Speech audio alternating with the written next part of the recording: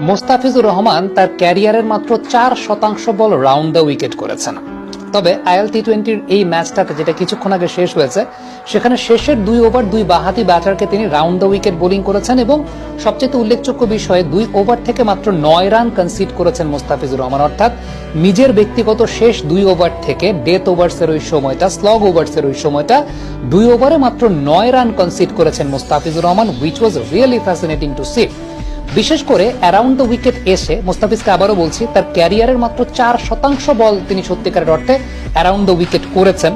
Around the wicket এসে তার মধ্যে বাঁহাতি ব্যাটসম্যানের জন্য একটা অ্যাঙ্গেল ক্রিয়েট করা মুস্তাফিজুর রহমান যেটা করেছেন, এবং উল্লেখযোগ্য যে বিষয়টা সেটা হচ্ছে যে 4 নাম্বার স্টাম্পের ওই জায়গাটাতে ব্যাটসম্যানকে খুব বেশি রুমও দেন নাই এবং যে স্লোয়ারগুলো মেরেছেন সেই স্লোয়ারগুলোতে ডিসিভ করেছেন।